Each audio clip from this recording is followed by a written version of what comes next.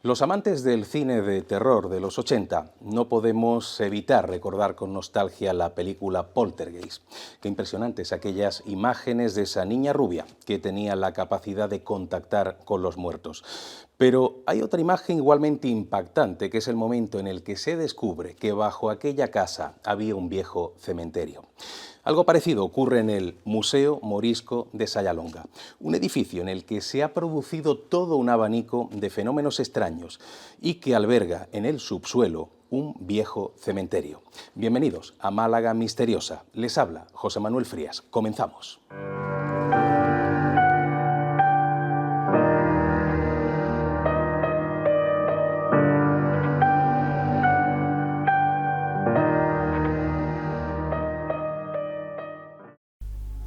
A primera vista, el Museo Morisco de Sayalonga no parece ser más que lo que aparenta, un lugar donde se aglutina información y elementos relacionados con la historia y la prehistoria del municipio, un enclave que a su vez sirve de escaparate para numerosos artistas locales.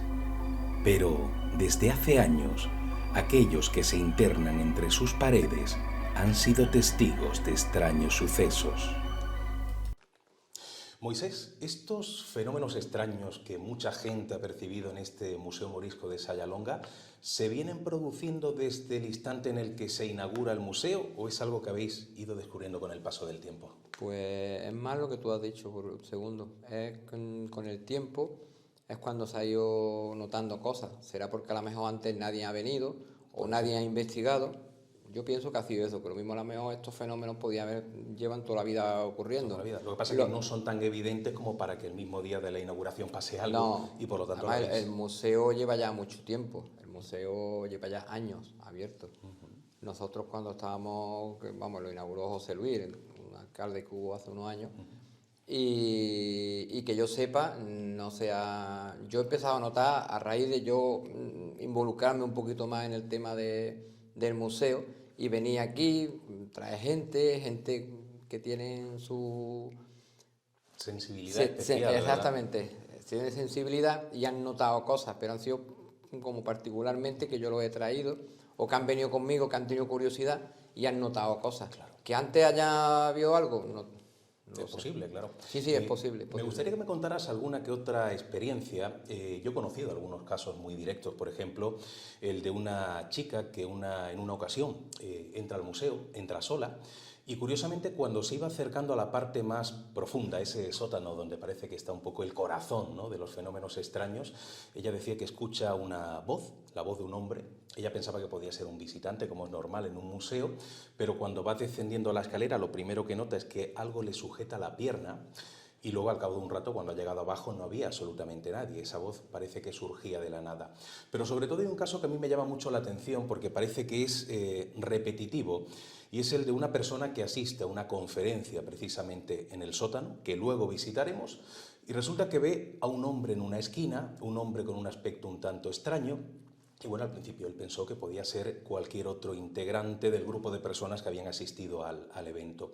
Pero al rato vuelve a mirar y el personaje desaparece por completo. Y cuando le pregunta al ponente, que era la persona que había estado mirando hacia el frente todo el rato, él dijo que en esa esquina no había absolutamente nadie, que en ningún momento había visto nada, ¿no?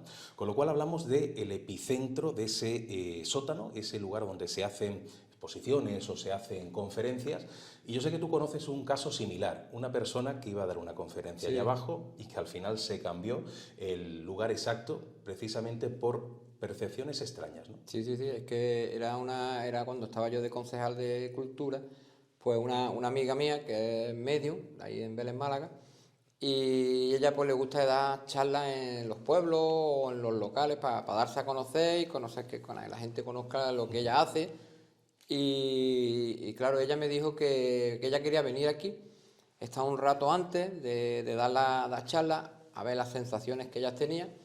Y yo le dije que, porque estaba el museo recién inaugurado, abajo teníamos una sala de... Bueno, teníamos, no, existe, esa sala de conferencias existe, sigue existiendo, que está muy bien preparada, que son sus bancos, estaba todo nuevo, estaba casi para estrenarla ella. Pero ella optó por no querer hacer la conferencia allí por lo mismo, porque decía que había tenido una mala sensación, no le había gustado lo que abajo había sentido. Y me preguntó si podía hacerla arriba, aunque fuera un poco más chica la sala. Vamos, yo le dije que sí, que no había ningún problema, pero que no le gustó. Es curioso, o sea, Y tuvo que ser ella, tan fuerte la impresión que tuvo que no quiso dar sí, sí, y esa charla. quiso, luego al poco tiempo vino otra vez, hizo como una limpieza o algo, algo que ella, como un ritual que algo hizo para... Lo que hizo no lo sé, porque no, pero vamos, que vino luego de segunda y ya se quedó ya un poco más tranquila. Tú que has estado muchas veces en este lugar, que has estado completamente solo, creo recordar que en alguna ocasión me has contado que has visto o que has oído o que has sentido cosas que son llamativas, que son difíciles de explicar, sombras y demás, ¿no? ¿Cuáles son ese tipo de sucesos? Pues la verdad es que cuando íbamos a inaugurar la sala de Valentín Fernández y del Niño de Almudena, pues 3, 4 días antes de la inauguración, pues me faltaban algunos detallitos, siempre sabes que siempre faltan detalles. Y se me hizo un poco tarde, serían las 7:30, las 8. Y fui a traer una botella de aceite, vinagre, para ponerle allí una de estas que la teníamos puesto. Y es verdad que yo estaba solo, completamente solo, allí no había nadie. Y yo no tuve la sensación como que me estaban observando y me dio escalofrío.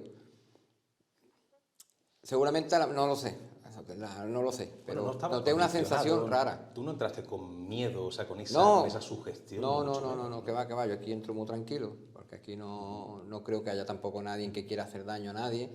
Lo que haya no va a hacer daño a nadie.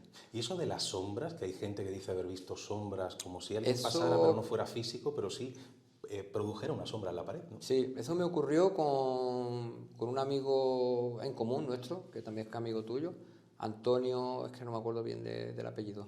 Antonio, él vino a hacer una investigación aquí al museo, venía con su ex pareja, y, y estábamos aquí, era el mediodía, cerramos las persianas y estuvimos ahí un rato viendo, a ver si veíamos algo. De golpe a porrazo, vamos, fuimos testigos los tres. Su pareja en aquel entonces notó como que alguien le cogió la pierna. Claudia, que tú te la Sí, conoces también. claro. Y ella notó que como que alguien le cogía la pierna. Y bueno, y luego vimos los tres, vimos como una sombra pasar por delante nuestra, así, que nos quedamos los tres, dijimos, uff, no veas. Pero claro, ya luego ya no lo vimos más. Luego a la noche volvimos a intentarlo otra vez, volvimos a cerrar todo, volvimos a estar ahí un rato, pero ya no vimos más nada.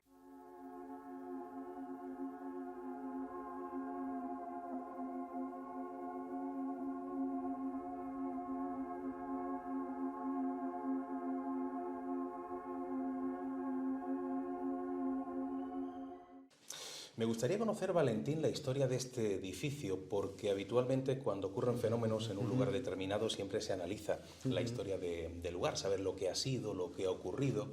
Y yo creo que el lugar donde se encuentra el edificio, donde se encuentra este Museo Morisco, ha tenido muchos usos, ¿no?, en el pasado. Sí, de hecho, estamos actualmente analizando los ladrillos que sirven de base al edificio porque son bastante llamativos. Tienen una pinta muy interesante de antigüedad, de ser ladrillos muy antiguos. Para ser medievales, según arqueólogos, parecen muy llamativos. Entonces, estamos analizando ese tipo de ladrillo para ver un poco la antigüedad que podría tener, pero lo que está claro es que el edificio está en pleno casco urbano musulmán del pueblo, un pueblo que por su nombre incluso puede tener un origen anterior. Sayalonga puede ser un pueblo que ya existiera con anterioridad a la llegada de los musulmanes a la península ibérica. Entonces, bueno, cuadra que los ladrillos pudieran tener ese origen. Entonces, bueno, estamos estudiándolo, pero es un edificio muy antiguo, sin duda relacionado con la época medieval del pueblo. ¿Y qué tipo de usos ha tenido en épocas un poquito más recientes? Pero yo he escuchado algo de escuela, puede ser, o algún otro, o sea, antes de ser museo, no sé si sería también una casa particular o si se ha utilizado para otras cosas, sin ir tampoco mucho más atrás en el Sí, tiempo. tenemos que tener en cuenta que es un edificio bastante grande, entonces las plantas bajas, ha habido hasta corral para animales, ha habido hasta un lagar, viviendas y ya en épocas más recientes pues ha sido una casa de uno de los digamos potentados más importantes del pueblo, de la familia Gordillo, para posteriormente ser ayuntamiento, ser escuela de niños, de niñas, y hoy en día pues el Museo Morisco, con distintas salas destinadas a distintos personajes o distintas salas arqueológicas donde nos encontramos, por ejemplo. Dicen los que saben de estos temas de misterio que los acontecimientos luctuosos, las muertes violentas, el sufrimiento, ¿no? Parece que es lo que se convierte luego en detonante de los fenómenos. Yo no sé si tú conoces alguna historia, aunque no esté contrastada por medio de la prensa o de viejos legajos, de alguna muerte violenta. En las cercanías del edificio conocemos que había tumbas. Había tumbas probablemente de un cementerio musulmán. No se pudieron estudiar porque provienen de la tradición oral, pero sabemos que había tumbas. Entonces, a escasos 50 metros, pues, ¿por qué no el cementerio musulmán se podía extender hasta esta zona? Posteriormente, como el edificio ha tenido tanto uso durante tantos años, pues sí ha habido hechos luctuosos, como tú bien dices, que han ocurrido en este edificio, y sobre todo el que recuerda a las personas más antiguas, la muerte de un niño que vivió en los bajos de este edificio y que sí tuvo una muerte un tanto trágica, que actualmente estoy un poco estudiando, pero que sí parece ser que fue un cuanto menos peculiar.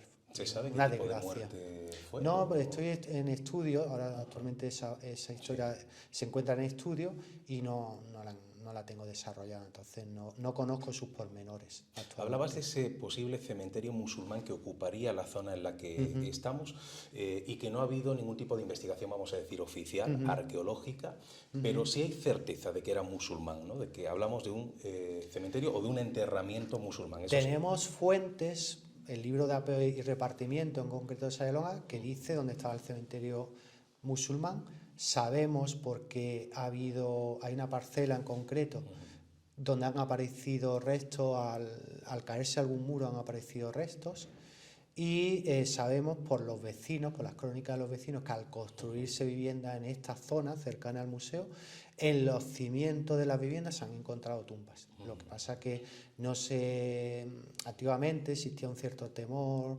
a comunicar los hallazgos, y entonces no se llegaron a estudiar, pero sí sabemos por tradición oral que había tumbas en edificios a apenas 50 metros de este museo, y al estar tan cercano pues albergamos la duda de que el cementerio pudiera llegar hasta aquí. Claro. Y tú, como conocedor de la historia del lugar, como historiador, y sabiendo que existen esos enterramientos musulmanes, ¿qué impresión te dio cuando con Cuarto Milenio salen aquellas psicofonías grabadas a las 3 o a las 4 de la madrugada estaba programada para que saltara precisamente a esa hora, y suenan voces de niños y dicen los especialistas que son voces árabes? O sea, la relación es muy intensa, ¿no? Bueno, el tema es muy interesante, pues, porque al oír esas grabaciones en Cuarto Milenio que hiciste aquí, yo la desconocí hasta que se emitió el programa, la verdad, pues justo al terminar el programa me llama un profesor de la Escuela de Idiomas de Belén Málaga, que es profesor de árabe, y me dice: Valentín, acabamos de oír el programa y esas voces son árabes.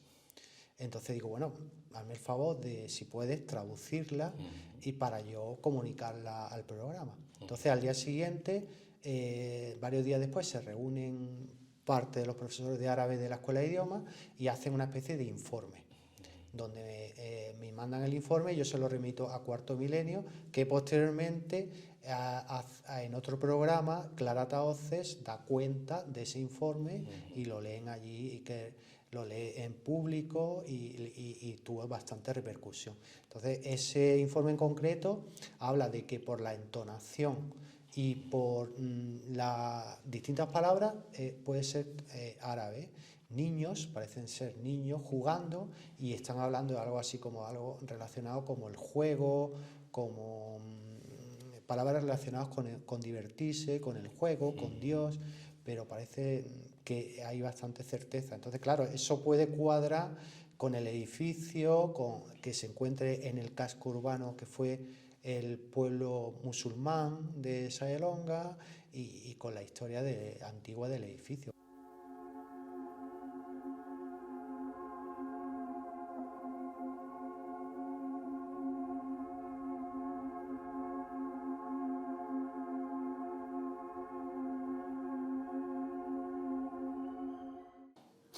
Quizá la existencia de ese viejo cementerio en el subsuelo de este museo sería la explicación a por qué tanta gente ha vivido lo imposible.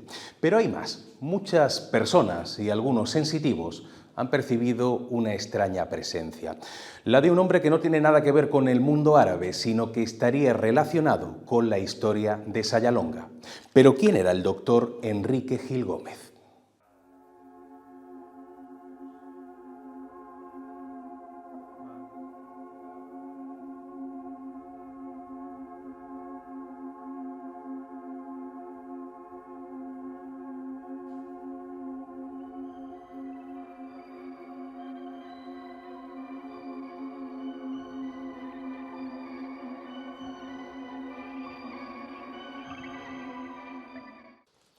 Estamos, Moisés, en ese epicentro, ¿no?, de los fenómenos extraños de este museo, que es el sótano, esta sala donde tanta gente ha vivido lo imposible. Allí al fondo uno de los integrantes de ese grupo que asiste al evento ve a un señor, gente que ha notado cómo le han cogido de la pierna, con lo cual es un sitio importante. Pero sobre todo aquí se han llevado a cabo una serie de actividades por parte de médiums, de sensitivos, donde tú has estado presente como persona interesada por este tipo de cuestiones, que son las experiencias del equipo de Teo y su gente sensitiva, y ellos han podido percibir muchas cosas. Me gustaría que nos contaras un poquito qué es lo que se suele hacer cuando ellos vienen y qué tipo de sucesos han ocurrido. Bueno, ellos cuando nosotros, bueno, que yo he estado con ellos también, siempre que han estado, Sí. ellos son sensitivos, bueno, como tú has dicho, y ellos sienten Y ven. y ven. Es que es algo curioso, es que cuando tú se lo explicas a alguien, dice, bueno, ¿cómo es? ¿Cómo es eso? Pero no, pero es la realidad, ellos lo sienten. ¿Y qué tipo de cosas te han dicho que han notado cuando han Pues han estado notado de gente que, pues lo que ellos, vamos a ver, ¿cómo te digo? Es que es un poquito difícil de explicar. Me imagino, ¿no? Hombre, ellos han notado como de gente que han fallecido y que se han quedado como... En esa línea que separa el mundo Sí, de los vivos del sí, mundo de los muertos. algo así, ¿no? Y no han sabido, y no saben. Claro, y nosotros lo que nosotros le hacemos es ayudarle a que ellos, como tú dices, Que den ese salto, ¿no?, den definitivo ese al salto otro. para que vuelvan para que sigan su evolución. Lo que pasa es que yo nunca he estado en una reunión de ese tipo, en una Pues experiencia de yo ese te tipo. invito a... Pero uno se imagina casi lo que se ve en las películas de cine, ¿no? Como un ambiente muy siniestro, pero yo me imagino que eso no es así, ¿no? No, es una reunión muy sencilla, una reunión muy tranquila, donde nosotros nos sentamos con un medium, este medium se entra como una especie de trance y ahí ya le van llegando pues gente que está un poco, lo que hemos dicho, está entre dos un mundo y el mundos, otro, entre claro. dos mundos. ¿Y esa información que llega especifica si esas entidades están bien o están mal, o si sienten tristeza, o si se sienten incómodos cuando viene gente para importunarlos? O sea, ¿se puede saber un poquito? Ellos, bueno, a mí no me lo han dicho, se lo han dicho a los medios, les han dicho que esto como no es, que no es como un circo, ¿no? Que se venga siempre con mucho respeto. Con respeto siempre. ¿Pero por qué están aquí? Lo han dicho, el por qué están atados a este lugar. Pues realmente yo no lo sé tampoco, pero vamos, se sienten cómodos, no sé. No sé si también estos sensitivos han podido dilucidar si están aquí porque esas entidades están relacionadas con este pueblo, si están aquí porque tienen relación con el pasado del lugar en el que estamos, que ha tenido diferentes que usos. hayan tenido una muerte violenta y se hayan quedado aquí, o incluso no se hayan dado cuenta de que han fallecido, que muchas veces ocurre eso.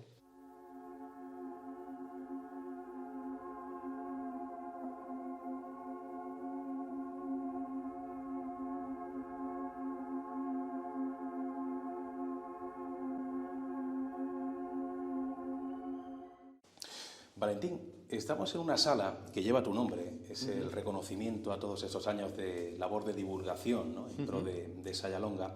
Pero dentro de esta sala, que tiene muchísima información, estamos delante de un personaje, Enrique Gil Gómez, que es un antepasado tuyo y que mucha gente relaciona con los fenómenos extraños y con las apariciones que ocurren aquí. Me gustaría hacer un pequeño recorrido por la vida de Enrique. ¿Quién era este personaje? Creo que además vino de fuera, pero se convirtió en alguien muy importante para este municipio, ¿verdad? Sí, efectivamente. Es una persona que en su época tuvo una gran importancia, no por quién era, sino por lo que hizo una vez que llegó aquí. Claro. Que también venía de una familia con una historia muy interesante, que si quieres te cuento ahora, Sí. pero él no, su fama no le venía por lo que él era cuando llegó aquí, sino por todo lo que hizo una vez que estaba asentado ya en Sayalonga. Claro, en favor de la gente de Sayalonga. Pero sí me Efectivamente. gustaría conocer un poquito cómo llega a este pueblo, cuáles son los avatares. A ver, es una historia sumamente interesante. De hecho, yo ya escribí su historia, que aquí está el resumen, y próximamente estoy trabajando en la historia de su padre, porque su padre, si él tiene una historia muy interesante, la de su padre es cuanto menos igual o incluso todavía más atrayente. A ver, Enrique Gil llega a Sayalonga desde Madrid. Él, su familia, su padre es de Madrid, aunque si bien provenían de Castilla-La Mancha, el padre se va a Madrid donde ejerce de notario. Es uno de los notarios más importantes de Madrid de su época. De hecho, tiene la orden de Carlos III, la orden de Isabel la Católica, era el notario de la Diputación de Madrid, notario de empresas privadas, muchas empresas de ferrocarril, incluso era prestamista, llegando a prestarle dinero al que fuera presidente del gobierno de la monarquía española, Eduardo Dato. Son personajes de un nivel eso importante. nos da el reflejo de la importancia que llegó a tener su padre Román Gil en su época. Él es uno de sus 11 hijos, de 2 matrimonios diferentes. Es una historia también muy curiosa la que tiene este hombre. Y resulta que él estudia medicina en Madrid y su primer destino es Granada, donde residía un tío suyo que también era militar de alta graduación. Parece ser que por algún tipo de desengaño amoroso, pues decide cambiar de vida, irse a un pueblo que fuera un pueblo pues olvidado, según las crónicas que tenemos en nuestra familia. Y resulta que el primer destino que le aparece de pueblo así es Sayalonga. Entonces él viene a Sayalonga, donde es recibido por el ayuntamiento, y resulta que el primer sitio donde llega a residir esa noche es la pensión, la única pensión que había en el pueblo. Pues en esa pensión, la hija del hostelero era maestra, la maestra de niñas del pueblo. Entonces él se enamora, él y la maestra de niñas pues se enamoran y contraen matrimonio poco después. En esa misma casa donde está la pensión, una casa que está muy cerca de aquí, es donde él establece su clínica, donde está la consulta del médico. Entonces, a partir de ese momento, Enrique se convierte en habitante, en un ciudadano más de Sayalonga, pero parece que en un momento determinado las cosas se tuercen y creo que tienen que ver, si no me equivoco, con una epidemia. Bueno, sí, para comprender el fenómeno y lo que ocurre debemos un poco conocer también lo que ocurría en aquella época en la provincia de Málaga y en la comarca de la Axarquía. Tenemos que tener en cuenta que a final del siglo XIX se produce una epidemia de filoxera en los viñedos, por lo cual se pierden prácticamente el 100% de los viñedos de la provincia de Málaga. En concreto, en Sayalonga era uno de los pueblos de la comarca que más viñedo tenía con anterioridad a la filoxera. Se pierden todos los viñedos. La gente de Sayalonga se quedan sin ningún tipo de trabajo. Entonces, eso es uno de los puntos de partida de la situación económica del pueblo. El otro es que años después, 1884, hay unos terremotos en Navidad. Durante prácticamente 3 semanas la gente se tiene que ir a vivir fuera del pueblo, aquí cerca del pueblo, donde en unas tiendas de campaña pues duermen. Hay unas crónicas de la época que tienen que dormir, se dicen pelotones, porque como no tenían mantas, tenían que dormir sin ropa para darse calor las familias los unos a los otros. Bueno, pues en esas circunstancias es cuando llega el médico doctor Enrique Gil a Sayalonga. Había llegado un poco antes y le coge toda esta historia. ¿No? Claro. Entonces, claro, tenemos que imaginarnos que él cobraba por una parte del ayuntamiento, pero otra de los vecinos, lo que son las igualas. Los vecinos en esta situación no le pueden pagar. No tenían nada. Entonces, él, como no recibe ningún tipo de salario, para mantenerse tiene que recurrir a su padre. Su padre es uno de los notarios más importantes de Madrid de la época. Entonces, él le dice al padre que le adelante su herencia. Entonces, el padre, en unos documentos que tengo, le va adelantando a él la herencia poco a poco para que él pueda vivir. Entonces, en cosa de 6, 8, 10 años, el padre le dio a él toda la herencia que le iba a recibir en vida y que era bastante cantidad para que él pueda vivir. Porque él trabajaba de manera altruista, al saber que la gente no podía pagarle los servicios como médico. Claro, efectivamente, nadie podía pagarle los servicios como médico, entonces él trabajaba gratis. Durante prácticamente toda su vida trabajó prácticamente gratis en el pueblo, ayudando a él no le importaba ayudar a cualquier persona porque sabía que no le podían pagar, entonces trabajaba y el sueldo era la herencia que recibía el padre.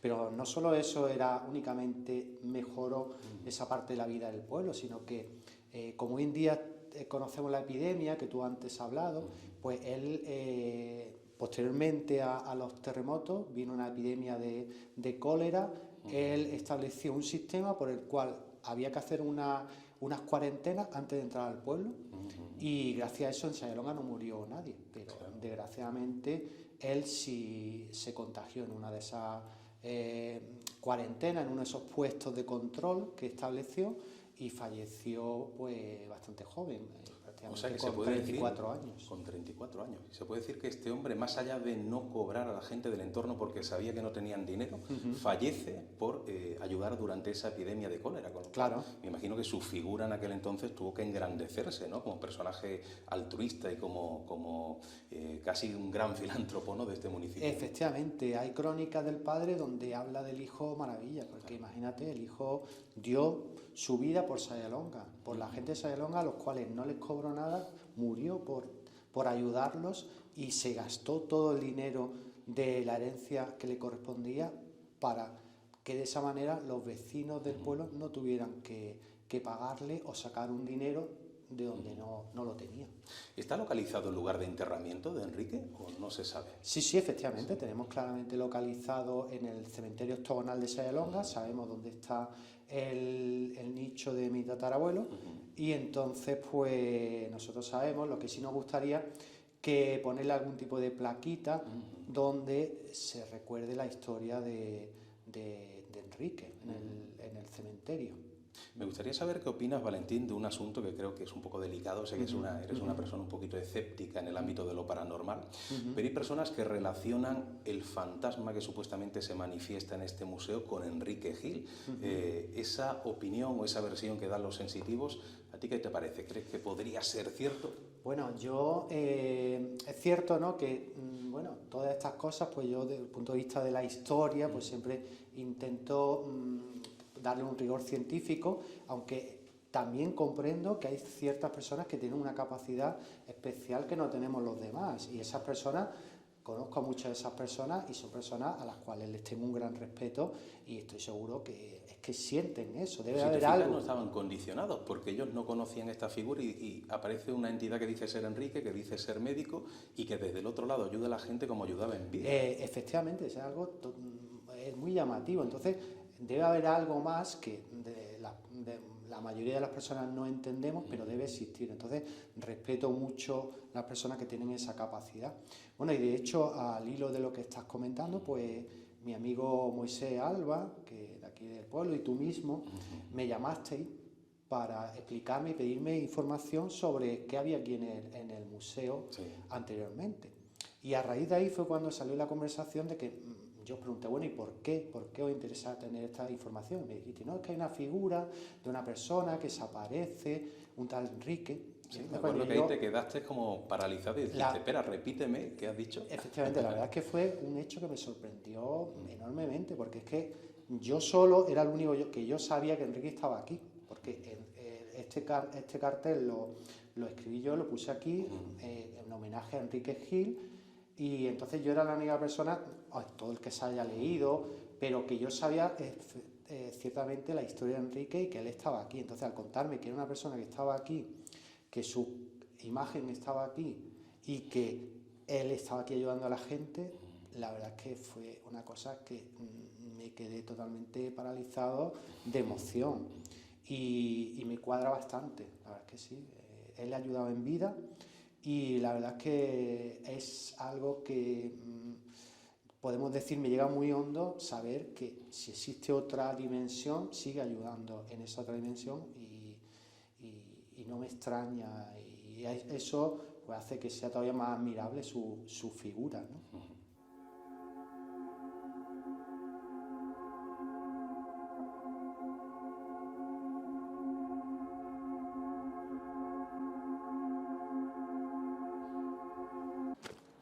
Quizá algún día, si levantamos el suelo que estamos pisando, descubramos el enigma de los fenómenos extraños que ocurren en este Museo Morisco de Sayalonga.